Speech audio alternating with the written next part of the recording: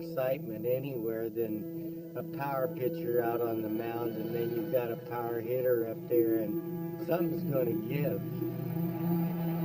Well, you're getting it all here. The kid against the veteran. The fastballer against the fastball hitter. There he goes.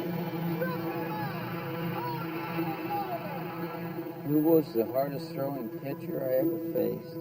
Fastest fastball. The nastiest I ever faced was the hardest thrower ever threw a baseball. The fastest I ever saw He was was the hardest thrower that I ever saw. He had one of those special arms. He threw harder than any man I ever saw in my life. There is this powerful desire for every baseball fan to know, okay, well, who threw the fastest pitch?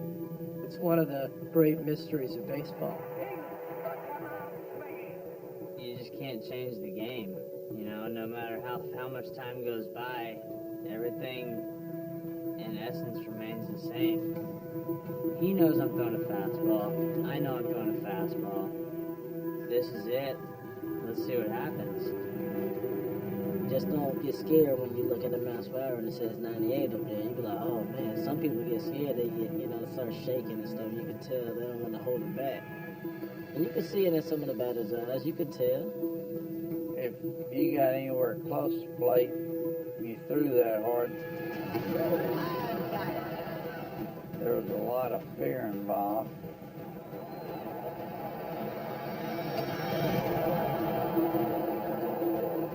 Oh, you can definitely hear a fastball. You can hear it whizzing by you. It sounds like trouble, is what it sounds like. If you're facing someone with some control problems, it can be a very, very troubling experience. Even the best batters, I kind of feel bad for them. You know, they're in a situation that is really pushing the limits of what a brain can do. People go, well, are you scared? No, you can't have fear when you walk to the plate because that defeats you as predator-prey. And that's why I never look at the pitcher's eyes. He's the predator and you're the prey if you look into his eyes. They wouldn't look at me. Most hitters would not look at me. And I looked at them. I'd follow them up, and I'd look at them and I'd size them up. And they just look away. They didn't want any part of me. I had a license to kill out there on the mound. Oh! He thought he was hit. Holy cow! People would meet me, even players, and they said, man, you're not at all like you are on the mound, are you? I said, no, I couldn't possibly carry that persona around with me I'd be thrown in jail.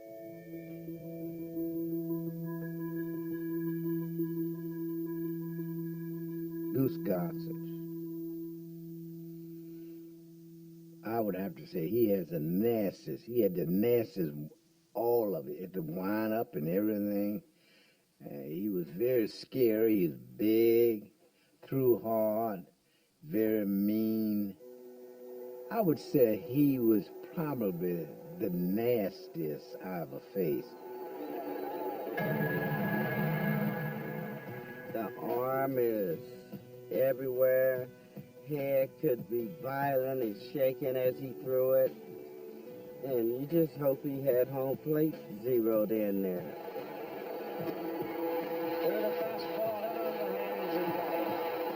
It was one of my biggest tools that I had out there was the intimidation factor. There were times that I would look at a hitter in the box and I would just look at him and go, man, I would not want to be this guy right now. It's the law of the jungle. You either eat or you get eaten, and I was not going to get eaten. Gossage is throwing bullets. He is throwing hard. Struck him out! You are either the hero or the goat being a relief pitcher. Closer is the word they use today. closer wasn't even a coined phrase. We were relief pitchers. Live from Fenway Park, the second playoff game ever in the American League. My goodness, if there isn't something about a moment like this that rouses the competitive juices in a man, you got no business being involved in sports. The 1978 playoff game was the biggest game that I ever played in. I remember going to bed the night before the game thinking that I'll probably be facing Yaz for the final out. And you know you're going to get some heat right here. And Mr. Goose Gossage coming on. I have never been so nervous in a game in my life. I remember coming out of the bullpen, and it was hard for me to put one foot in front of the other. I was shaking so hard. So the big youngster from Colorado comes on in relief. I came into the game in the 7th inning with one out, a couple of runners on, I believe, and I got out of that jam. And then the 9th came around, and who comes to the plate? The batter is Carl Yastrzemski. A strong game going right down to the wire. Two guys on, 2 outs in the 9th in Fenway, and Yaz is coming up to the plate. Well, I had a moment to think about, because Yaz was getting a standing ovation for about, it seemed like 5 minutes. And I had a conversation with myself, and I said, gosh, why are you so nervous? What's the worst thing that can happen? I said, I'll be back in Colorado tomorrow elk hunting. It's just a game. It felt like the weight of the world was lifted off my shoulders. It was the first time all day that I had relaxed. And I knew, because when Diaz stepped in the box, the first pitch I threw him was the hardest pitch I had thrown all day. Popped up, that might be it. Nettles over third base. He'll squeeze it and it's over. And look at those Yankees. And I remember in all the chaos in the clubhouse, I went in the training room to get away from kind of everybody and just gather my thoughts a little bit. And Thurman followed me in there, Munson, and he goes, that had another foot on anything else you'd thrown all day. I said, I relaxed. He said, what the hell took you so damn long? Where's he at? Back down in the middle. There he is, right there, Rich Gossage. That guy could throw. Tony, you faced him. Yeah. If you're a right-handed hitter, you had no chance. Was it the pine tar deal? He was the pine tar guy. All right, here's the challenge. Brett with the bat and Gossage with the ball. I was generating some kind of power with that fastball, and George was swinging the bat as hard as he could swing it, and wow. Uh-oh. Uh-oh.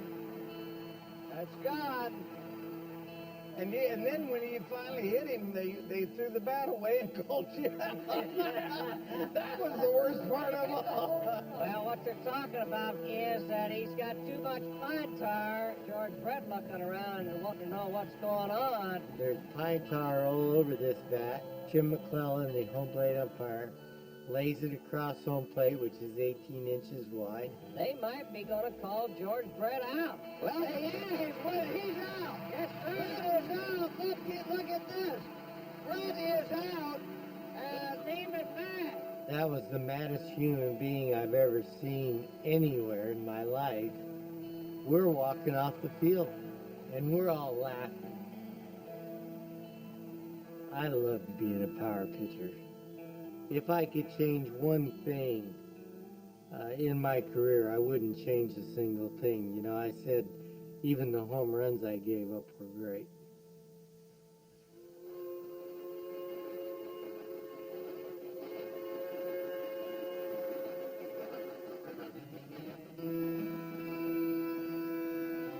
My name's Clifford Blankenship. I'm a big league catcher by trade for the Washington Senators. I was a backup batting .219 till I broke my finger. Now I'm in Weiser, Idaho on a wild goose chase, here to look over some palooka who was burning up the Snake River Valley Semi-Pro League. Someone sent the Senators a telegram, said there was a kid, Johnson, threw so fast you couldn't see him, and that he knew where he was throwing it too, 'cause if he didn't, there'd be dead bodies buried at home plates all over Idaho. I get to the field just in time to see him shamble out to the mound, all arms and legs, eyes down like he don't even want to be there. Then, holy smoke. 19 years old and no one in big league ball ever had a fast one like this. So I offer the kid $500 to join the Senators. You know what that hayseed says? If I promise him train fare home in case he don't make it, he'll come. I say, kid, a one-way ticket's all you're gonna need.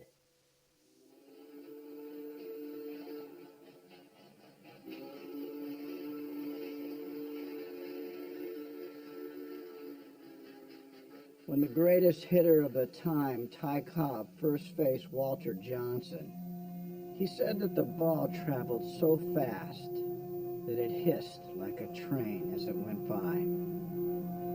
The legend of the big train was born. I think Walter Johnson very specifically changed the game in that he made the fastball something large, something larger than life.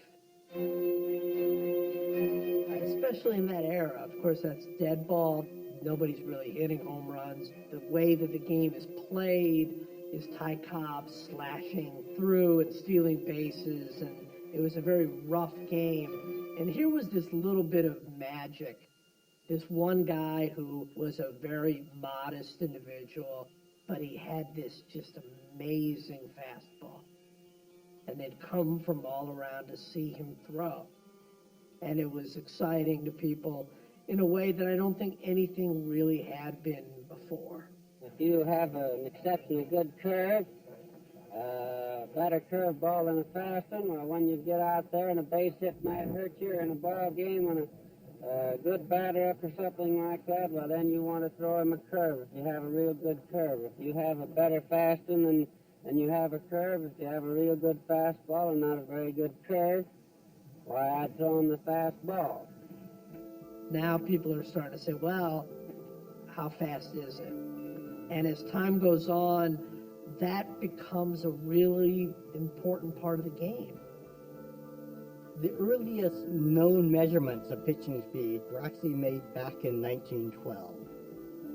Who knows how to do that, right? It's the military, because they have a century of measuring things like musket balls. So the first measurements were made at the Remington Armory on their ballistics range. At the age of 24, dressed in his church clothes, Walter Johnson walked into the Remington rifle range and became the first pitcher to ever have his fastball measured scientifically. So Walter Johnson walks into a large room. He sees a 2-foot by 2-foot wooden frame. And within that wooden frame are a series of thin copper wires. 15 feet further down, there's a plate on a stand. So Walter Johnson's job is to pitch the ball so it passes through the copper wires, which break a wire, sends a signal to the clock, and starts the timing. The ball then hits the plate 15 feet further back. That gives us a start time and the stop time. We know the distance is 15 feet, so one can compute the speed of the baseball. They do the throw, they make the measurement, and it comes up with a very famous 122 feet per second. Johnson's speed was met with astonishment. And from that point forward, the big train was crowned the fastest pitcher of all time. Nobody had ever seen anything like him. And the game had this new kind of hero, this new kind of mythology that they could build. And I think he's the one that really started it. 122 feet per second was a magic number in a world where human beings weren't yet measured in miles per hour. A century later, we'd represent that measurement like this. That comes out to be 83.2 miles per hour.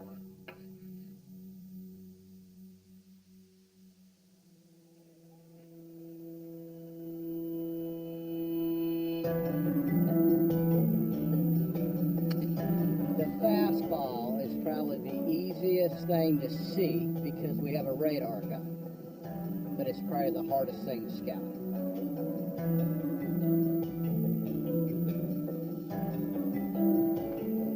You know, you're looking at what the number says now, and you're trying to figure out what the number's going to say in the future. And these guys that you'll see sit behind home plate, that's what they're so good at. It could be a high school guy throwing 86, but you see a fluid arm, you see looseness, and you know that there's going to be more there in the future. Every scout is on the hunt for the fastball with that elusive quality they call electricity. I don't know if you see electricity. I think it's something that you feel. Those are the guys, the hitters all know. The dugout lights up, everything stops. Everybody makes sure they're looking to see that guy. It almost looks like they're throwing a different ball than everybody else. Electric stuff explodes at the plate. When the guys are warming up in the bullpen, it sounds like a shotgun was just fired. When it hits the catcher's mitt, you know it before the game. Now you start getting excited. We're all searching for that guy with a big power fastball that could walk out and say, it's game over, and basically do it with one pitch. That's what we're all chasing after. That's what we're spending 8 nights in a row out searching, watching one game, driving 5 hours, waking up the next day, driving 5 hours. We're looking for that guy. That premium, elite electric fastball is a holy grail. In the early years of the 21st century, Cuba was the only place on earth off limits to American baseball scouts. But it was from a town in eastern Cuba, just about the size of Weiser, Idaho, that word began to spread of a kid named Aroldis Chapman, who might someday lay claim to the title held by Walter Johnson 100 years earlier. The fastest to ever throw a ball. There's a certain amount of myth around him. The hardest thrower, on the planet. When he showed up, I remember the first game we were bringing him in, and he came in throwing, it was hard to fathom. It was 102, 103, 104 mile an hour fastball. I'd never seen that.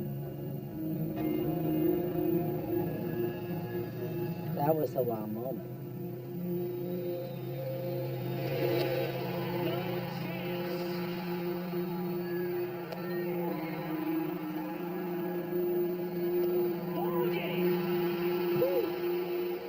Sometimes you go up there and take one pitch, you can hear the ball go past you. Oh yeah, you can hear that boom. It be like, gosh, I gotta get the head out. I ain't ready for this. That's good old country hardball right there. See you later. number one thing going through my head is I don't want to die. You know what I mean? Him throwing a pitch that hard, and sometimes he gets a little wild. Bueno, me gusta mirar a los ojos para ver que el bateador vea que no hay miedo, que no hay respeto, que debe entender como que estoy agresivo, como intimidarlo. Como decirte una pelea entre los dos ahí.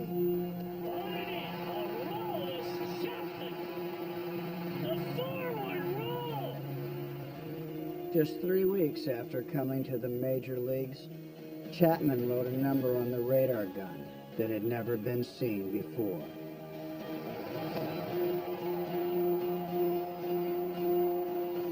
When he hit 105, I looked at that and I said, this moment, I think I've seen something I'll never see again. And if I do see it again, it'll only be from this picture here. Cuando supe que era el picho más rápido, oye, mierda, ¿cómo salió eso?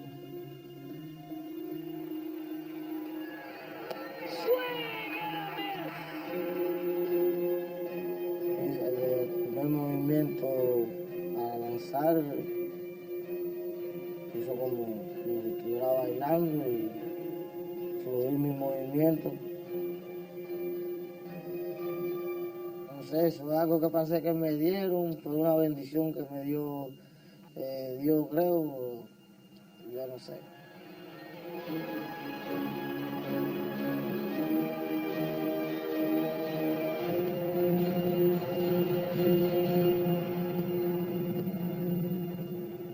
We had a great Hall of Famer just pass away, Bob Feller. Yeah.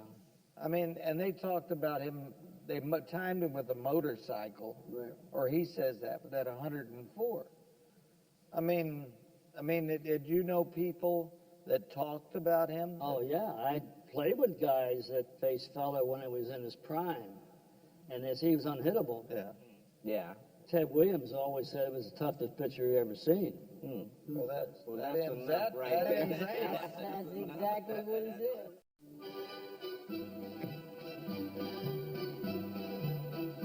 This husky teenager is Robert William Andrew Feller of Van Meter, Iowa. That fastball was famous all over the state when he was a schoolboy. He struck out 23 in a sandlot game at the age of 16. And at 17, he was signed by the Cleveland Indians in 1936. In his first major league start, he struck out 15 St. Louis Browns, and 2 years later, set a record by striking out 18 Detroit Tigers. Bob Feller, when he comes in as a 17-year-old in the 1930s, he's just a high school kid coming out and just throwing these incredible fastballs that are frightening major leaguers. In every one of Feller's first 7 full seasons, he led the American League in strikeouts and caused people to reconsider the very limit of what a human arm could do. He's a unique character in this story. Bob Feller was the first guy to really try to find out how fast the fastball went. People, had a reference point already, and so the question was faster than Walter Johnson. That was the point. And he does all of these different things.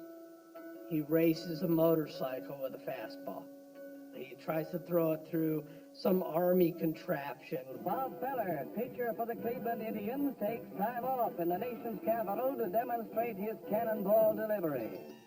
In 1946, Bob Feller's speed was measured in an experiment done on a baseball diamond by bringing in a fairly modern device that used light beams as the start timer and the stop timer. It is recorded by the Army Ordnance Department's Lumaline chronograph. He threw from the pitcher's mound through the opening in his box at home plate, and the device measured his speed at this point with a speed of 98.6 miles per hour. While Walter Johnson has traditionally been considered the fastest pitcher who ever lived, Bullet Bob left a scientifically timed record for future generations to shoot at. 98 and 6/10 miles per hour. Feller pitched in the 1930s and the 1940s. I mean, Bob Feller started basically when Jesse Owens won gold medals in Germany. And at the time, there was no question that Jesse Owens was a quantum leap forward in track. They looked at Jesse Owens and said, you're not going to get any faster, any stronger, you're not going to jump any further. This is the limit of what human beings can do. And of course it wasn't. The times that Jesse Owens ran in 1936 are high school times now. And that's the way it is across the board. Every record has been smashed. So if you brought that along in baseball, if you looked at it that way, and Bob Feller was throwing 98.6, if you brought that timing with us for 70 years, people would be throwing 120 miles an hour. How come nobody has been able to find a new way to throw a fastball that's 20 miles an hour faster than anybody else? It doesn't exist.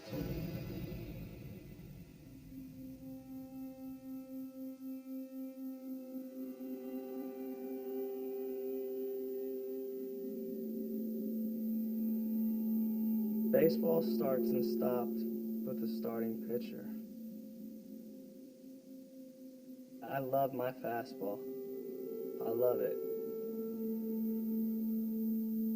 A lot of 95s, 96s, some 97s. For the most part, I probably sit around 94, 95. If I need a big pitch, more oftentimes than not, I'm gonna throw a fastball.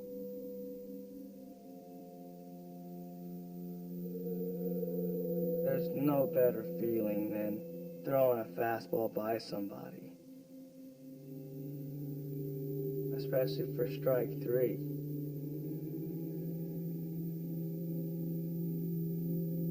You know what the fastest pitch you ever threw in the major leagues is?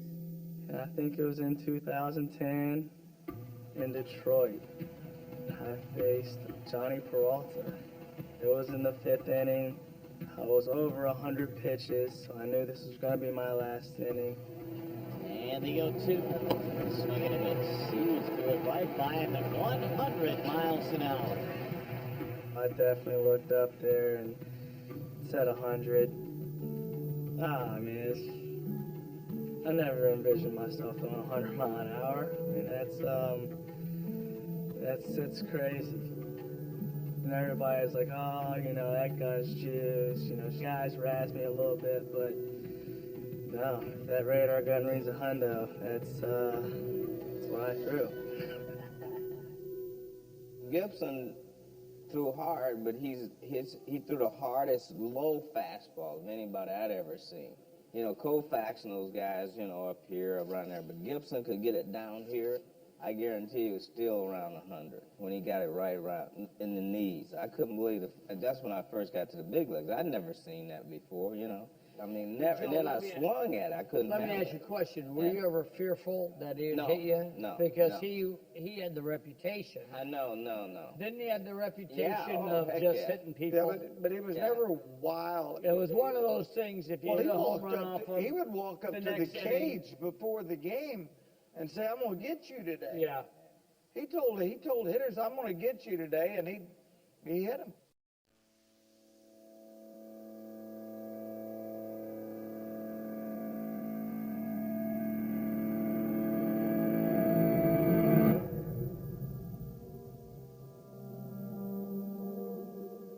I hear all of these wild stories about the way people saw me and the things that I did. I heard that I threw at people. Yeah, you're always throwing at people. No, the people I threw at, I hit. I never threw at a guy and not hit him.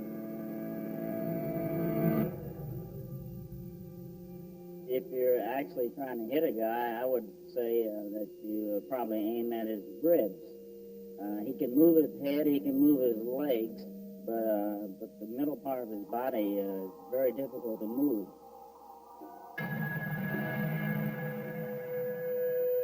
That was Bob Gibson. He believed in having part of the plate, and you had to give it to him, you know. I mean, and he threw very hard. I always thought about it. It always was in the back of my mind that one day he'd go turn loose one and he'd come upside my head with it. You know, I felt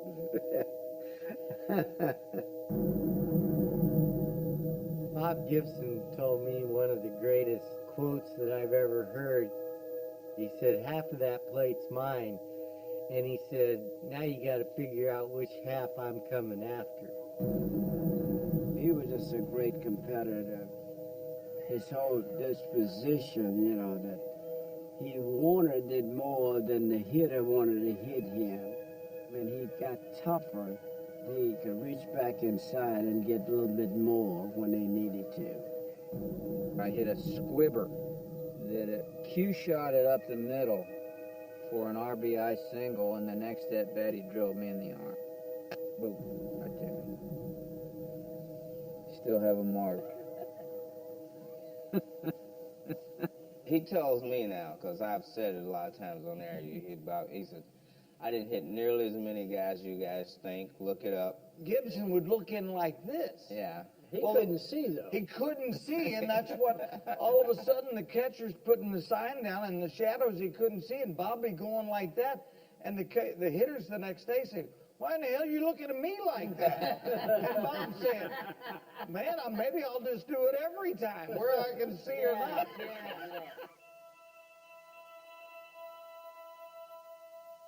Since the day I turned 19 years old, I haven't had really good eyesight, and I wore glasses. Never on the field, but I wore glasses, and I would look in and try to see the sign. So the intimidating factor, I think it's the way I look, period.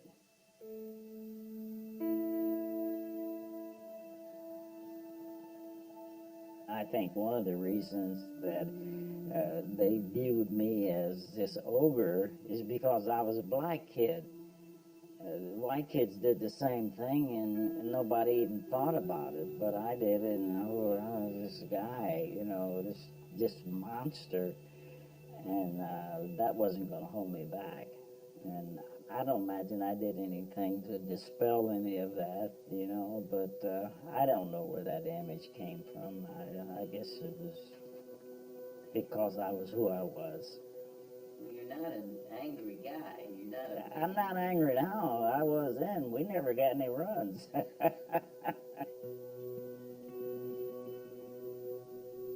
Well, anger came from racism. Of course it did. But racism was a way of life. That it was stuff that I had to deal with on a day-to-day basis. I didn't every once in a while go somewhere and all of a sudden there it was. No, it was there, and it followed me all the way through my childhood, and not just through the childhood, through the first part of my major league career. It was there.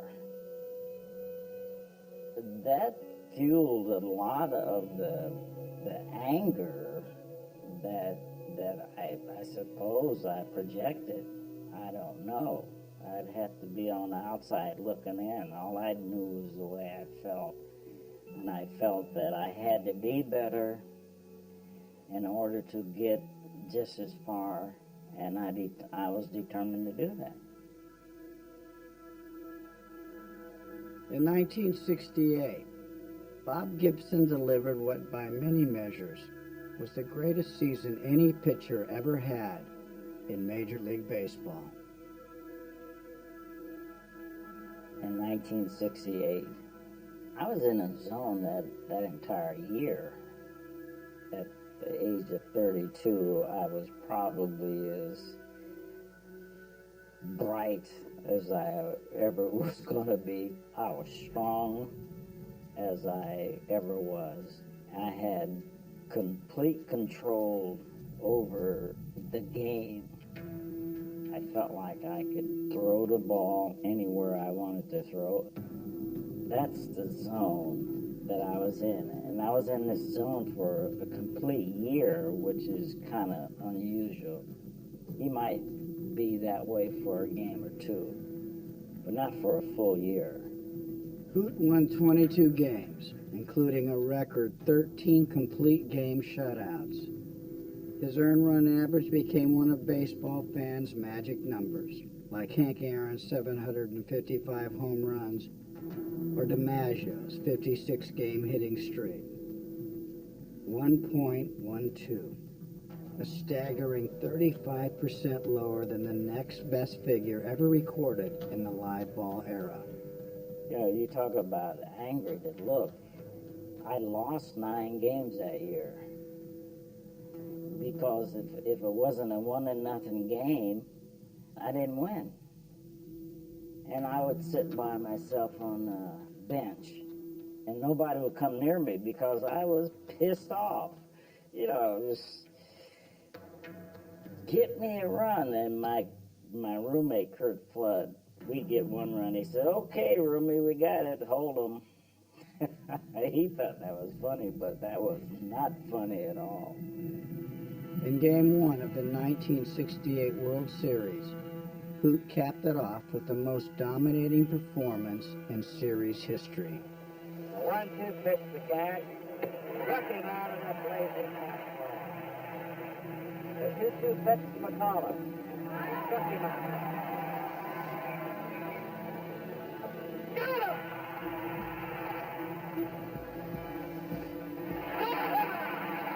The 11th strikeout.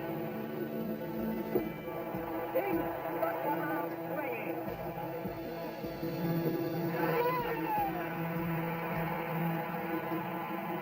Let's begin a standing ovation. A new World Series record. Certainly, you know, 17 strikeouts was, I guess it's still a record in the World Series. And he could end it all now with the most dramatic of flourishes. He got it! Struck him out! Look at the scene on the field. McCarver, the first run. A two-world record of 17 strikeouts in 1 game. Doing what you do and knowing that you're good at it, that's the great feeling. Not just playing ball, but I knew that I was good at it, and I could do pretty much what I wanted to at a certain point in my career, and that's a wonderful feeling.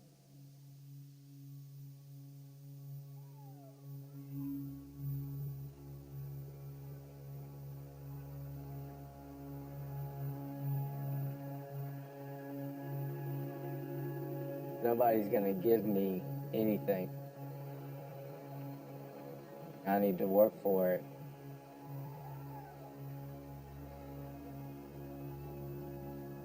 The fans here in Atlanta treat the last 3 outs of the game unbelievably. To say I don't hear them, I'd be lying, because I do. It pumps me up, makes me excited. When the fans are behind you, your body takes over.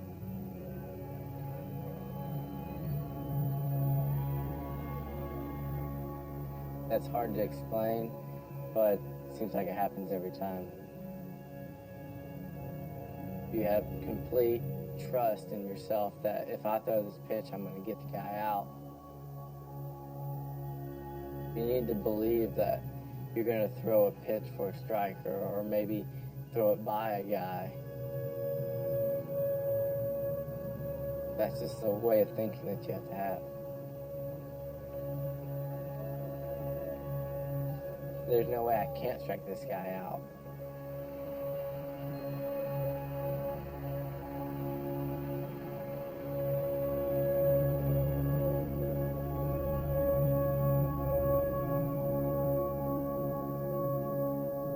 They played their hearts out for 9 innings for us to win.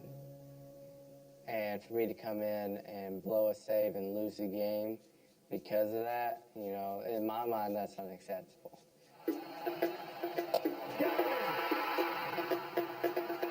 Swing and a miss, it's all over. No one wants to hit off Craig. No one's going to say, man, give me a bat. I want to go up there and hit off this guy. So when the ninth inning comes around, you hope your spot's not up. You know, he has that little stare that he does when he's getting ready to pitch. Definitely has a really hard fastball. It comes at you, can pound the strike zone. 9 times out of 10, it's a fastball. He is the best closer in the game, by far. Comes in and closes the door. Washington, good night. He wants to, shove it down your throat every single night he faces you. His fastball is electric. In his first 4 seasons as a closer, Craig Kimbrell led the league in saves every year, a feat unequaled in baseball history. But even at 99 miles an hour, no pitcher in baseball has a smaller margin for error than the closer. You never know what's going to happen. It could change in one pitch. 4-4 game, 2 outs here in the bottom of the 9th inning, and now it'll be 2. The thing in baseball is, being a reliever, they say have a short memory. But how I approach it is, you want to have a short memory, but you don't want to forget. 2-1-2. In the air, left center. Oh, shoot to win it. What an unbelievable finish.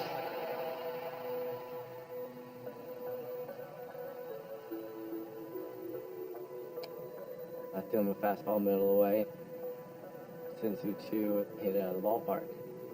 Tipped my cap to him, and I just had to move on for your next outing and the outing after that.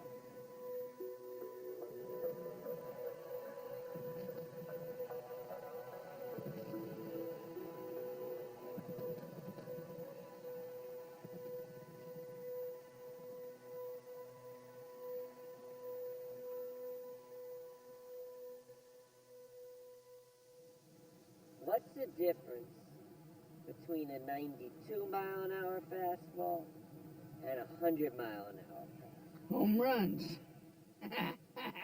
Probably about 92.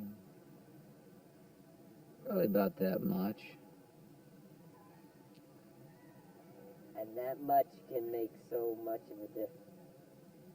You bet.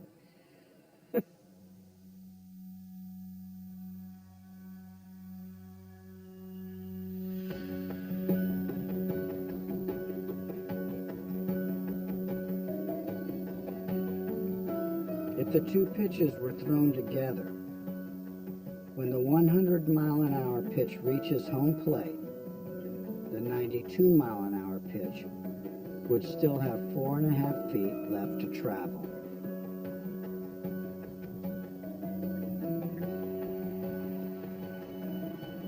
When you throw a 92, you could read the Major League logo on the ball. You can see the seams, you can see all that. But when a guy throwing 100, it look like a golf ball. Good luck. It's kind of funny to say it, but it's night and day, 92 and 100. You feel as though you have a lot longer to hit when actually you don't. The difference between, say, a 90-mile-an-hour ball takes about 450 milliseconds to get to plate, and a 100-mile-an-hour ball takes 396 milliseconds. That 50-some-odd milliseconds is crucial brain time. 50 milliseconds is an eternity in this kind of a process. if you, as a rough estimate, assume that every synaptic connection takes about 2 milliseconds, an extra 50 milliseconds or so gives you about 25 times the number of computations. So you get about 25 times the information just because you have that extra 50 milliseconds. But at 100 miles an hour, you're given almost no time to make a decision. And it's getting close to that range of where it's physiologically impossible to actually plan the voluntary action based off the information in the ball.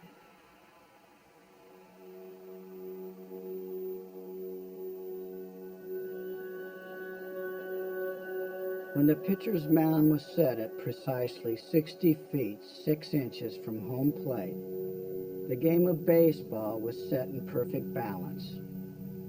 A showdown between the fastest it's humanly possible to throw a ball and the fastest it's humanly possible to react to it. You're not going to have that many moments in your life where you're going to see the edge of human performance meeting the edge of human performance. And so when they actually do meet, it's a beautiful thing.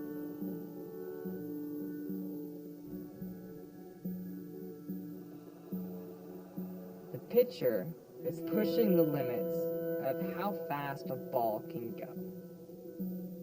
And that limit is coming close to the limit of how fast a hitter can make a decision. And so you have these two extremes of human performance doing this kind of dance right at the edge of where their biology is constraining them.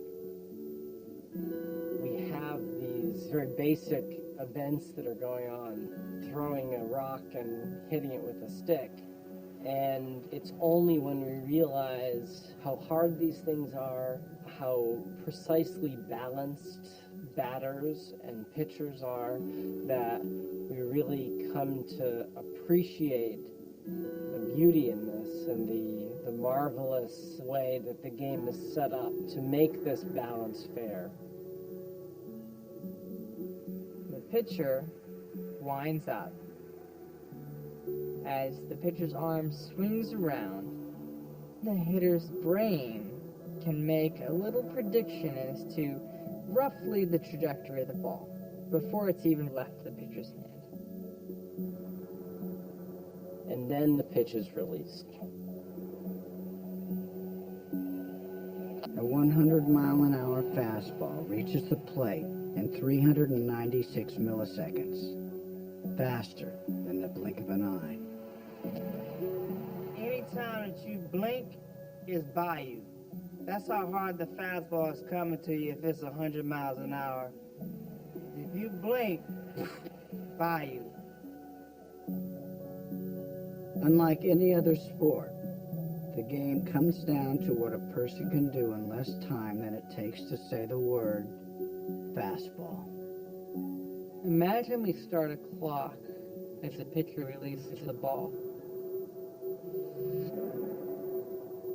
That starts this propagation of computations that happen in the brain that try to localize where the ball is in space and where it's going. It tries to predict the ball's trajectory.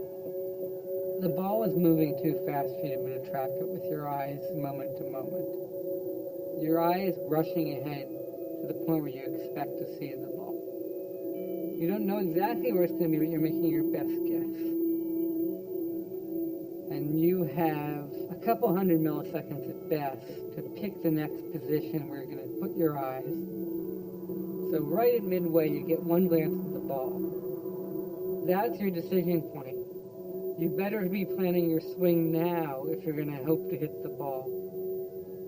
If you're used to seeing a ball moving at a certain speed, let's say 90 miles an hour is your average experience of seeing balls, that prediction is going to put you where the ball would be if it's traveling at that assumed speed. You move your eyes to right where the position of the ball should be for 90-mile-an-hour fastball. But lo and behold, this pitcher has some extra gas, and they pitched it at 103 miles an hour. It left the pitcher's hand, you look where it should be, it isn't there, and from your perspective, it's almost as if it disappeared. Poof, it's gone. When the ball got to 50 feet, it disappeared. It was almost like a jet taking off. All of a sudden, whoom! You can lose a baseball between the pitcher's hand and it getting on you. Your brain tells you to swing. You knew you were going to make contact. And then you swing and miss, and your brain goes, why'd you miss? If you think about the process of visual perception, what you're really doing is looking at the positions of the ball and making a best guess all the time about where it's likely to be. So if things happen that you didn't anticipate, all sorts of optical illusions essentially can happen. So one of the ones that can happen for the batter is that the ball can completely disappear. And the 2-2. Swing and a miss, it's all over. Our brain does a really good job of filling in gaps between the things that we see and sort of allows us to tell a story that makes sense about what happened. In that case, where the ball is faster than your eye movements, the batter fails to reacquire the visual image of the ball, and the ball is now sort of beyond the point where he thought it was. He's going to look to a particular spot and expect the ball to be there, and the ball's not there. Now there's almost an error message that occurs. There has to be a new telling of the story. One story that batters' brains create is that the fastest pitchers can actually make their fastball rise as it approaches home plate. Koufax, he threw a fastball, and that ball would start here, and by the time you swing it, it would hop a little bit up here. You watch the ball leave his hand, and then when you get ready to swing at it, it rises. 2-2 pitch to Parrish. Got him swinging. Dwight Denton, he had a lot of jump and movement on the ball upward. There's very few guys that get that. You can know a fastball's coming, but it had that upward rising to it. And I could almost feel this thing hit my mustache. That ball really scared me, because you lost it. Scientists say can't happen. The ball can't rise. I don't know. I don't think they ever played baseball. I don't think they did. It may not sound logical, but it rises. And I don't want to get into an argument with scientists, but I have to say that in some cases they make a mistake. It wasn't impossible for it to happen because it did. You come over the top and you hold a four-seamer this way. You got 1, 2, 3, 4 across the seams. It did go up a little bit. You have to throw pretty hard. The guys that throw 80s and 89, 90, that ball's not going to go up. Chapman, I guarantee you his ball goes up a little bit. Devastating fastball. That has that late life. It's impossible. You believe rising fastball is impossible? Yeah, I believe it's impossible. But I think, I don't think it's possible for a fastball to rise, but I think it's possible for a ride, something that's different. Well, I tried to get the ball to ride. If you talk to a physicist, he says the ball does not rise, but it does not drop as fast as others. You hear guys that say they have good ride through the zone. It's just the natural spin, 12 to 6, just like this. Once the ball leaves the pitcher's hand, the dominant force acting on the ball is the one we're all familiar with, is the force of gravity. So the ball drops. Something like that. For a 90-mile-per-hour fastball, it's going to drop about 3 feet if the only force on the ball was the force of gravity. But a four-seam fastball has a strong backspin on it. That creates a magnetic force that's pushing upwards, so the ball still drops, but it drops slower than it would. And the trajectory the ball takes is something like that. It actually crosses home plate about 10 inches higher. If this is what a 90-mile-per-hour fastball looks like, think about a 100-mile-per-hour fastball. Perhaps with a stronger backspin and more magnet force, it will have a higher trajectory and cross home plate inches above the standard four-seam fastball. The visual was that it would kind of ride. It would kind of like ride up and away from you. Swing it. Boy, how could I not hit that pitch? It always gets on top of my bat. Now that's a fastball that's hard to hit. Physics tells us the ball is really moving in a smooth arc throughout its trajectory. The problem is if we go back to the first half of the pitch, there's very little difference in the trajectories between a 100-mile-per-hour fastball and a 90-mile-per-hour fastball. And it's the beginning of the pitch the batter has to use to estimate where the ball is going to cross home plate. It's not till the ball gets very close that he realizes that the ball is actually up here, and this will give the illusion that the ball pops upwards at the very end. It's not because it actually does, it's the difference between where his brain is telling him the ball is going to be and where it actually is when it approaches home plate. I think scientists are crazy if they think that. I mean, Craig Kimbrell. Looks like his fastball rises every time he throws it.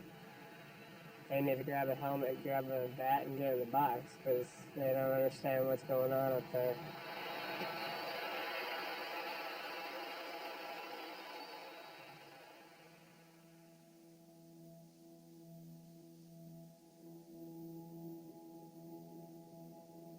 I want to see if you recognize him, even know the name. Any name on there familiar to you? Jack Smith. That's not the one we're talking about. Well, I didn't know. I just said that. I had a 25% chance. I didn't want to say no. No. I mean, I don't. Steve Dalkowski. Steve Dalkowski. Don't know it. How would I know it?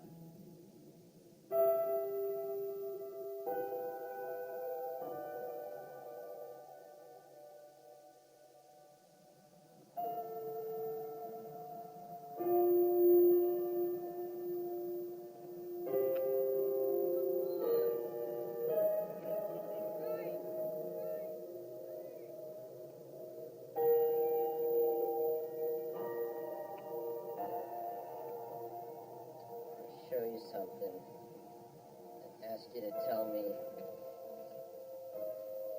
who you see on that card and tell me about him.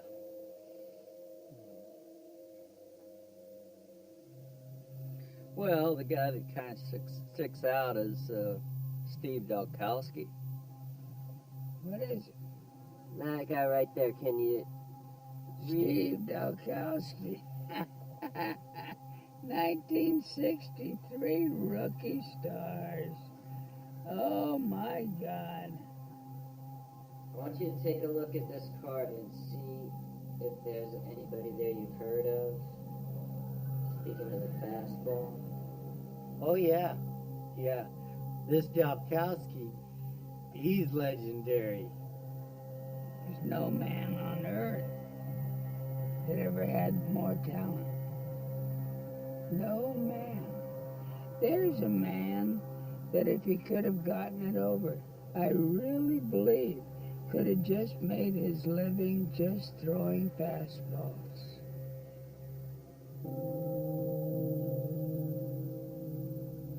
Well, I did know Steve Dalkowski. I knew of him. And obviously I came up in that era that everybody knew him, and they said he was the hardest thrower that everybody that ever saw him said that. And I never saw him. But people did talk about him. Oh, he was a legend.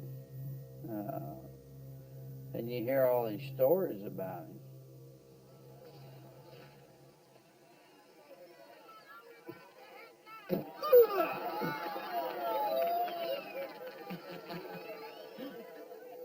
Like Bull Durham's Nuke LaLoosh, who was based in part on Dalkowski.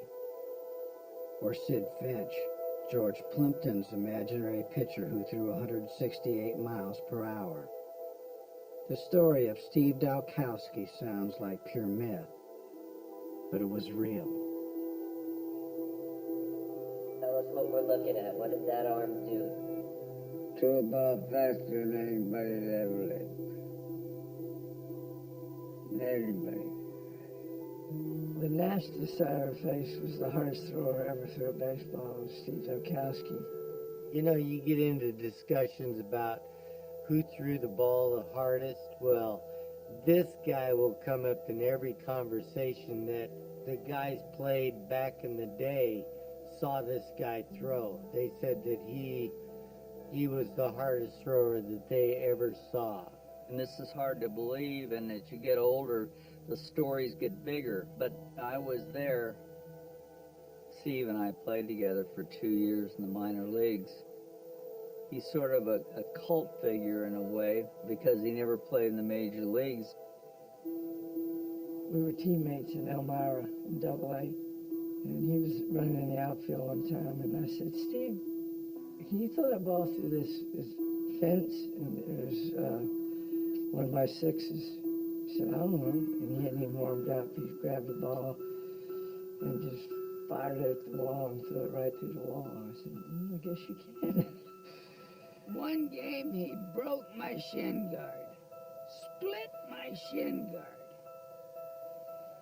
Another game he broke the mask, the bar mask that I had. So after that I got a wire mask. I said, man, I'm not taking any chances, but he threw harder this day than any man I ever saw in my life. Who taught you to throw fast? You don't teach people how to throw fast. It just comes natural. I would love to have seen him throw at his prime. Because what people said about him, obviously he had one of those special arms. Befitting the legend of Steve Dalkowski, no one has ever found any footage of him pitching. Tell me about that guy. He's a good guy, yeah. Couldn't throw strikes. Yeah. He was very wild. Sometimes when he threw BP, it was questionable if he could throw it in the cage. I would do this, and the ball would go like that. Out of control, let's see. His problem was more up and down than it was in and out. You could tell Steve to throw the ball, and I want you to hit a foot in front of the plate. I want you to throw the ball 59 feet, and the ball would be over the catcher's head by the time it got to the plate because his ball had so much backspin on his ball that the ball rose that quickly. Everywhere he pitched, he set strikeout records. But for every new mark for strikeouts, there was another new record for walks. He pitched 697 innings and had 1,099 strikeouts. And he had more walks than he had strikeouts by 100. pretty amazing. You still have to throw the ball over the plate. Could not throw a strike. Tried everything. I mean, everything. All he wanted to do was get the fastball over, and he could not do it. What a shame. Over the years, it almost became an obsession with him to try to conquer his control. And he was getting better. He wasn't perfect, but he was getting better. In 1962 at Elmira, under a new manager, the future Hall of Famer Earl Weaver, Dalkowski finally found the plate. Over his final 52 innings that summer, he struck out 104 while walking only 11. After all them years in Major, I finally got the word that I'm going to have a chance to make it. That felt real good. In spring training 1963, Dalkowski pitched in 2 games against the Dodgers and the Yankees, allowing no runs and no hits. Topps printed his baseball card, and the morning of his final appearance he was told he had made the team and was fitted for a big league uniform for the very first time. Then, with 2 outs in the 3rd inning, Steve came off the mound to field a bunt. As he threw to first, he felt a pop in his elbow. Tell me about walking off the field and knowing that you were hurt.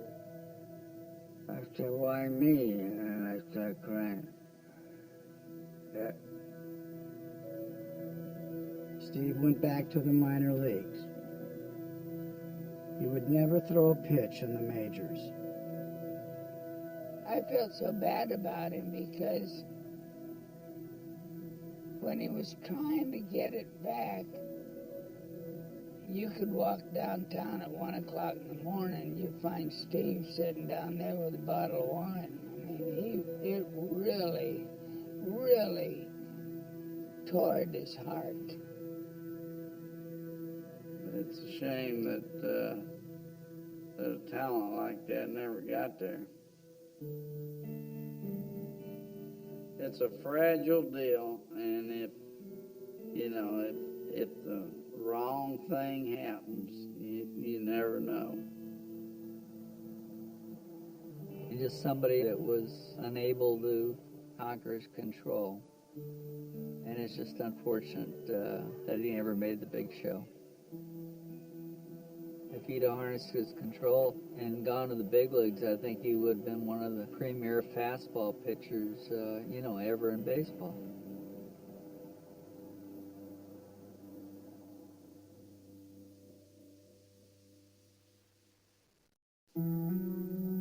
During the years that Dalkowski was struggling to just find the plate in the minor leagues, another lefty was working to control the lightning in his own arm in the majors. This pitcher, it was said, had been born with the left arm of God. And when Sandy Koufax harnessed his gift, he became a legend. Untouchable. Boy, I mean, it came in and it went, you could hear it go, wow. One time he threw a pitch in there and I said, ball. He got the ball back like this and he looked in at me and he went like this with his hand as if to ask, was it too high? And I just nodded. That's right. Next pitch, he brought it down 6 inches, same thing. So, wham, strike 3.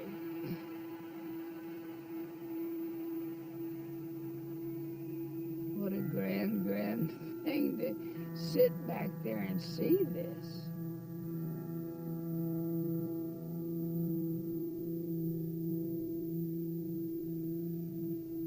In 1965, on a late summer night in Los Angeles, Koufax took the mound for the Dodgers. The game wasn't on TV, but the Dodgers trainer, Bill Bueller, was an amateur film buff and brought his camera to the game. He found an empty seat behind home plate and began to roll. For decades, the film sat forgotten in a closet, now recently uncovered and restored. A glimpse of Sandy Koufax on a night that maybe God himself created especially for his own left arm.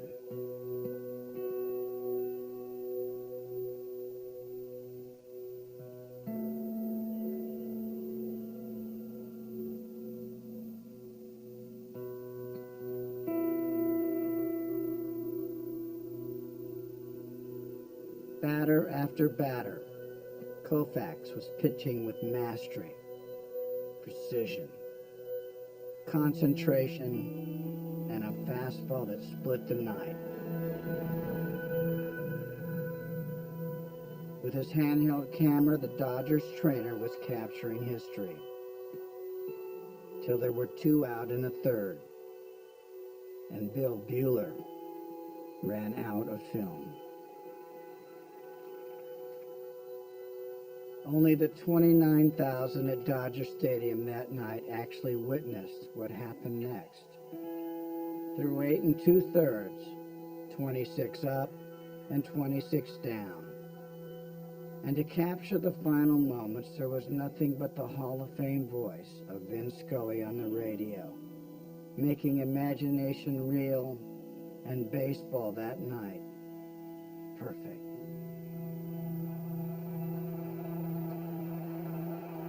He is 1 out away from the promised land, and Harvey Keene is coming up. And Koufax takes a hitch at his belt and walks behind the mound. I would think that the mound at Dodger Stadium right now is the loneliest place in the world. Sandy into his windup, and the pitch, a fastball for a strike. And you can almost taste the pressure now. Koufax lifted his cap, ran his fingers through his black hair, then pulled the cap back down, fussing at the bill. And there's 29,000 people in the ballpark and 1,000,000 butterflies. Sandy ready in the strike one pitch. Very high, and he lost his hat. He really forced that one, trying to get that little extra. You can't blame a man for pushing just a little bit now. Now Sandy looks into his windup, and the 2-1 pitch to Keene. Swung on and missed. Strike 2. 2-2 to Harvey Keene. 1 strike away. Sandy into his windup. Here's the pitch. Swung on and missed. A perfect game.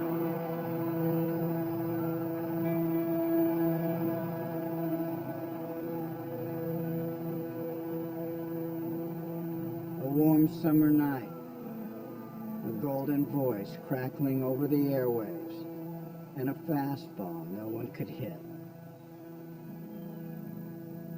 Baseball fans didn't have to see it to know how it felt, because in our minds it was the thing we always see. The phenom made good, the dream made real before our eyes. The pitcher with the gift of the fastball, commanding the magic in his arm. For me, I don't know, I think Koufax's was the most consistent of any fastball that I had to face, day in, day out. I say to all the guys, I said, I don't think anybody threw harder than Koufax. I have to tell you a story. I grew up in San Francisco watching Koufax against the Giants and those guys all the time.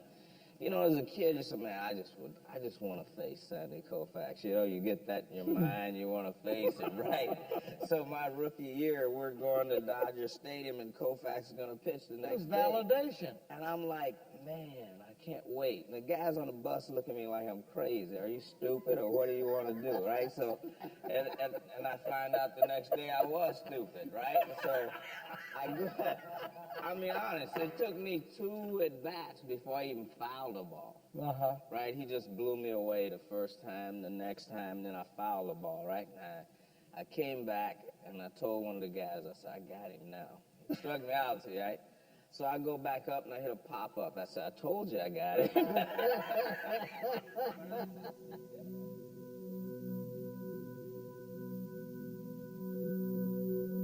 Who's the fastest you ever saw? Juan Behringer with 101.5 in AAA. And he was still throwing about 100 for Minnesota when I faced him. He is just pumping some major league gas. Mercy. Of all the people I've watched over the last 40 years, I think Billy Wagner was probably as hard a thrower as I'd seen. Here's the pitch, swing and a miss on a high fastball at 100 miles an hour. You're not going to catch up to that one. I'd probably say it's Kevin Brown. I really didn't like facing that guy. He threw hard. He just had so many different windups. And he used to always come high and tight on me. I used to be, and I was young then. I was scared to be in the batter's box with Kevin Brown. I mean, plus everybody knew he was kind of crazy too. Robin Roberts. And when he got men on base, he could throw a little bit harder. He just reached back and threw more. I said, wow, boy, this guy can throw the ball. Herb Score. I saw Score when I was just a kid. My grandfather took me to an exhibition game, and I never saw anybody could throw the ball that hard. It's one of those things you remember in life. The ball literally just jumped. I couldn't see the ball. And I told my grandfather, I said, you know, I've never seen anybody, Grandpa, throw the ball this hard. And the young hard thrower, Joel Zumaya, the rookie, into the game. Joel Zumaya. It just exploded out of his hand. After the pitch was thrown, it was like by me, and I'm like, wow, that was kind of hard. Let me look up and see what the radar says, and the gun said 103. And now I'm like, oh my God, I gotta use all my mechanics. I gotta get it ready early and just swing. So, you know, I got my foot down and I'm ready to go. My eyes got a little bigger. Swinging a miss, he went after the curveball and he struck him out. And then he threw me a curveball and I looked like Bugs Bunny spinning in the ground. It was terrible. I remember my first year, you know, I was 20 years old. You know, I was wide-eyed and overwhelmed and in Yankee Stadium for the first time playing. I remember getting in the box and got to a 3-2 count. And the catcher says to me, well, there's no mystery what he's going to throw right here. And he struck me out with a fastball. Percival strikes out Jeter to end the ball game. I got sent down right after that, but just wanted to come back and get a chance to redeem myself. All right, who's the hardest thrower? I'd say Nolan Ryan. Nolan Ryan. Nolan Ryan. I would say Randy Johnson and Nolan Ryan. Okay. Each side. I would say Nolan. I mean, it was high heat. And you were, from the time you left the dugout, you were starting to swing. I mean, it was just one of those.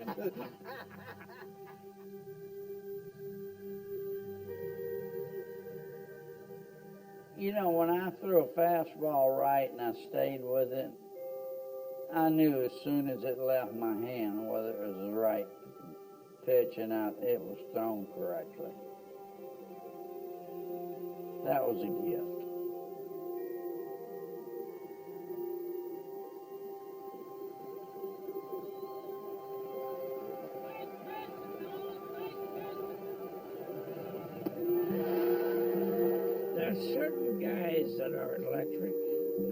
difficult. You don't know whether they're going to strike out 15 or you don't know whether they're going to pitch a no-hitter. And Nolan, when he got to the big leagues at 19 years old, that's the kind of guy he was. When he threw that fastball above the waist, it just exploded. Pitching for the Miracle Mets in the 1969 National League playoffs, 21-year-old Nolan Ryan faced home run king Hank Aaron. I had a good series against the Mets. I hit one off Seaver, I hit one off Kuzman, and I hit one off Gentry. Hank Aaron now has homered in each game of this series. And Nolan Ryan was the one that almost hit me, and he cooled my pepper down right here. I grew up in the era that it was understood that 0-2 you knocked the hitter down and that you established that you would pitch in. And that's the way I was taught, that intimidation is a tool that you can use. And I tell people that that's a lost art nowadays.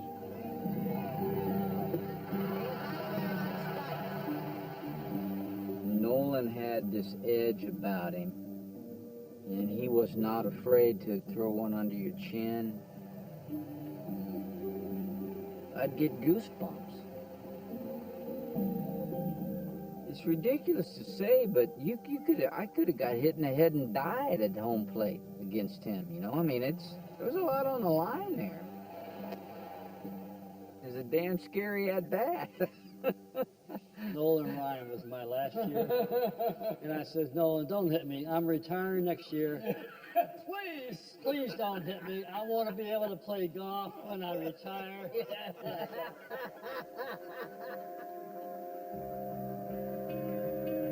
With the Mets, Ryan struggled to control the lightning in his arm.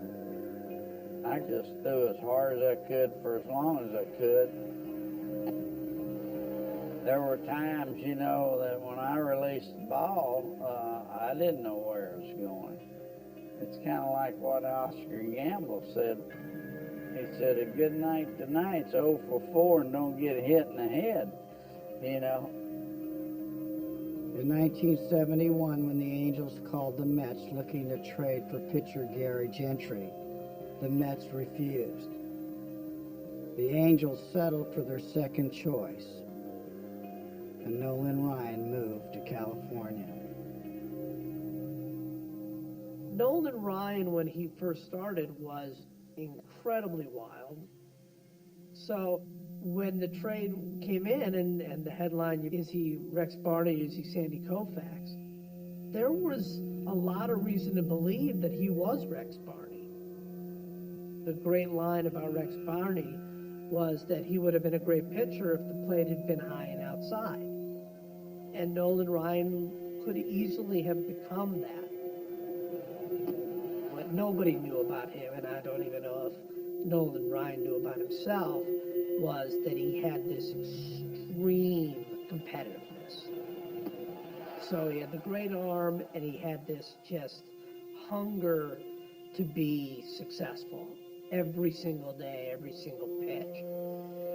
Almost immediately, Ryan began an assault on baseball's pitching records.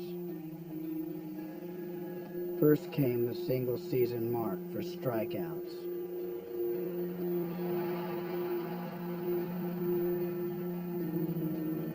Next came the no-hitters. Here it comes. He popped it up. And no play. No hitting. There were a lot of times I was an overthrower, and that's something I had to fight my whole career.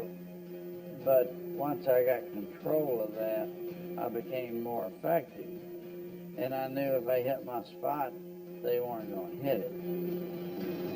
They're rooting for Ryan to throw one more strike. The 2-2 pitch. James strike.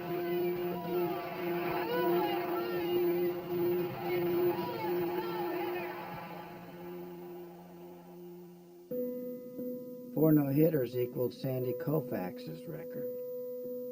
There was no doubt that Ryan's fastball was the fastest in the big leagues. The only question that remained, was it the fastest ever? I think the three guys who are different from anybody else are Walter Johnson, Bob Feller, and Nolan Ryan. In the moment, in their moment, people saw them as the fastest ever. When Walter Johnson was pitching, story after story simply referred to him as the fastest pitcher ever. It was a fact. It wasn't something that anybody threw out as an opinion. And then when Feller came in, it was the same thing. And I think then you have to go all the way to Nolan Ryan, who everybody wanted to sort of use as the example. Okay, how fast can a human being throw a baseball? No pitcher had ever had his fastball clocked during an actual game. But in 1974, the invention of the device that would become the radar gun made it possible for the first time.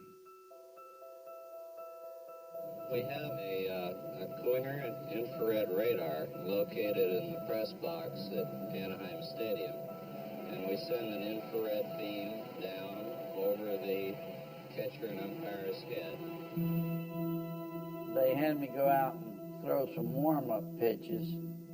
And, you know, they had one at 74, and then it went up to 84, and then I think the highest I threw in those 5 warm-up pitches was 93, and I was standing out there thinking, this is going to be a wreck.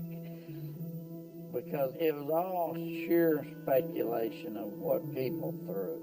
You know, you'd hear this guy has a 100-mile-an-hour fastball. Bob Feller was the hardest thrower ever, and 98.6, and, you know, and nobody really knew. The device was set up to measure his pitching speed about 10 feet in front of home plate. And he was actually clocked at 100.8 miles per hour on that night. We're pleased to announce that Nolan Ryan officially is the fastest pitcher. Ryan's fastest pitch came in the 9th inning. He finished the night with 159 pitches. Ryan was officially sanctioned as the fastest. But as time passed, what became even more amazing than how fast Ryan threw was for how long he could throw that fast. Well, I pitched a game against Louis Tiant in 74, where I threw somewhere around 232 pitches. I walked 10 and struck out 19. Nolan had pitched 15 innings against the Red Sox on Monday, and Friday was his day to pitch. And I said, "You want an extra day?" He said, "No." He said, "I want to pitch Friday." So I'm not going to tell Nolan Ryan he needs an extra day. That's if he wants to pitch every 4th day. And he went out there and he threw a 1-0 shutout. When I started the game, my intent was to finish the game. That was my game, and I didn't want to turn it over to somebody, and if that's what it took, that's what you did. You know, he had 77 games where he was leading in the 7th inning. And he finished all 77 of them and won them. So he was his own closer. I probably averaged somewhere between 150 and 170 pitches a start. And on today's, that's unheard of, and anybody allowed a pitcher to do that, they'd run them out of town. Ryan was 27 years old and believed his days as a fireballer were numbered. "I don't look for longevity," he said. "If I can escape injury, I should be a fastball pitcher for another 5 years." When I went to Houston as a free agent in 1980, I asked for a 3-year contract because I was 32 years old, and I figured, you know, in 3 years, That's probably would be a reasonable time I'd be out of the game. But the Ryan Express was just getting started.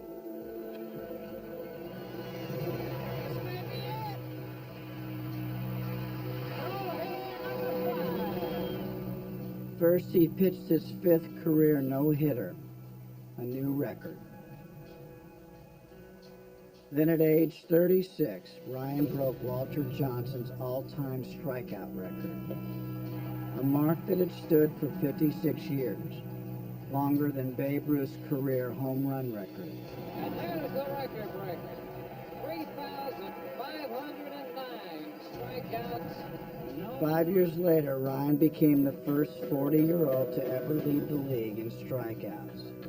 And if that wasn't enough, he led the league in ERA that same season. The Ryan Express continues to blow people away. He went to the Texas Rangers and led the league in strikeouts for 4 straight years, including over 300 strikeouts at age 43. Strike three, there's 300. And the no-hitters kept coming.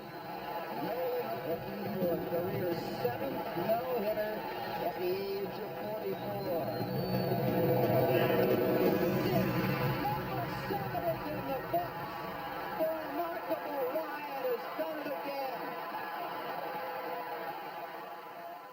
I think Nolan Ryan wanted to be unhittable every single day. I don't think Nolan Ryan ever wanted to concede anything. Every batter he faced, he wanted to strike out. And there it is, strike 3 that Clint told you was a fastball. He put everything he had into his fastball, including a grunt. You know, Nolan's grunted very loud when he threw a fastball. He threw it as hard as he could throw it, and no one else did that. He struck it on clear. Strikeout number 5,000 in history for Nolan Ryan. He just keeps going and going and going until the point where he puts the record 2,000 strikeouts ahead and is so far ahead that nobody's ever going to touch that record. I mean, it's just, it's staggering. He was still throwing 96 at that age. He was still throwing 95, 96. And it was always a tough at bat. In his 27th season, at age 46, Ryan felt a pain in the elbow. What happened was I'd pitched in Anaheim 5 days earlier, and my elbow was sore, and obviously I didn't know it at the time. I probably had injured my elbow, and so when I warmed up in Seattle, my elbow was bothering me. And as I went out and tried to pitch in the game, I had nothing. Gave up a grand slam. I didn't get anybody out, and it kept getting worse, and then it just finally popped like a rubber band. Inside, bring one. Oh boy, that's not good. And I knew that I'd torn it. He turns to Kevin Uh-oh, Kennedy, he's and that's finished. it. Oh boy. I just hope this isn't the way it ends. The sign says Nolan, thanks for the memories, and the Kingdom fans are standing. It wasn't exactly the way I envisioned walking off the mound for the last time. Nolan Ryan's last fastball was clocked at 98 miles per hour.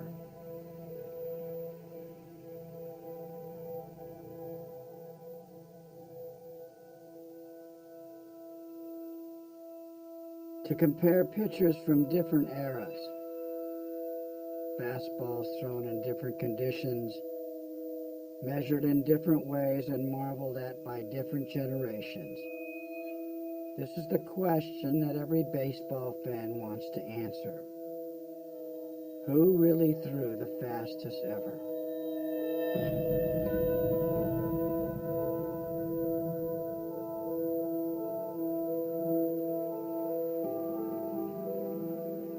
Today, all pitches are clocked at 50 feet from home plate, virtually the instant the ball leaves the pitcher's hand. So 50 feet from home was the point where Aroldis Chapman's pitch officially registered at 105.1. But physics tells us that the ball traveling at 105.1 miles per hour at this point here is going to slow down considerably as it travels towards the batter. As the ball is moving, it has to push the air out of the way, so it's losing energy to the air, and that causes it to slow down. This is called drag. So what are the methods used in the speed test for Walter Johnson, Bob Feller, and Nolan Ryan, the three pitchers known in their own eras as the fastest of all time? Walter Johnson's reading of 83.2 miles per hour starts to feel different when we look closer at the apparatus used, in which the trigger, a wire target, sat 60 feet 6 inches from Johnson, and the metal plate that completed the test was 15 feet behind that. What that means is you're actually computing the average speed of the baseball as it passes from the wire frame to the plate. So effectively, you're measuring the speed of the baseball at this point right here, which is about the equivalent of 7.5 feet behind home plate. But we're interested in the speed of the baseball at this point here, about 50 feet in front of home plate, because that's our standard point of comparison. So we have to make a correction for the fact the ball's gone actually from this point here to this point here, a total of 50 feet plus 7.5 is 57.5 feet. At a rate of 1 mile per hour for every 5.5 feet, that makes a correction